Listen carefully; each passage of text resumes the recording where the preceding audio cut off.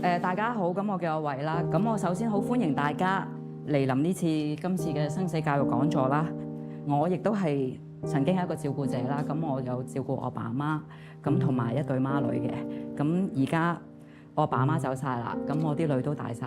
咁所以咧，咁我覺得就係時候為我自己人生負責啦。我就考咗個護理員牌，因為我就真係發覺我好想照顧老人家。好彩我亦都入咗殯儀行業。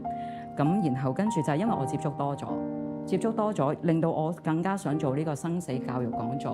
好啦，點解會有呢個咁嘅問題出現咧？100年考鬼好過做好鬼啦，咁一啲咁，但係我個心態就覺得我唔想我爸爸辛苦，即係我譬如嗰個作為喺殯儀館咧，都係俾無論生前死後。我有句説話就係由裸辭到殯儀啊。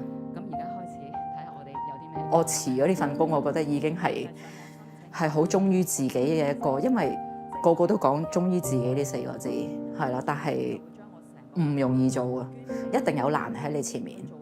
但係你點樣提起隻腳跨過去？你有能力當然係自己提起咯，你冇能力嘅揾人扶住你過。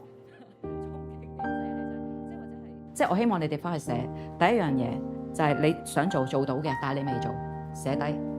希望大家學到嘅做咗先，少個遺憾，唔好帶咁多遺憾走。點啊？做功課翻去。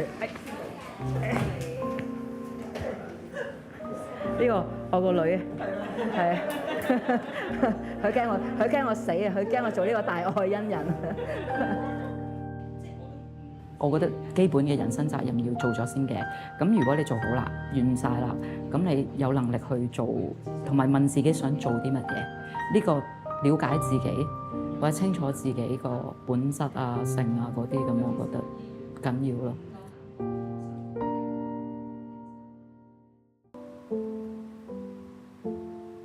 即係上半場係為兒女、為父母，即係為人哋啦。但係而家係真係為自己咯。然後全部都係即係真係忠於自己，呢個係好緊要咯。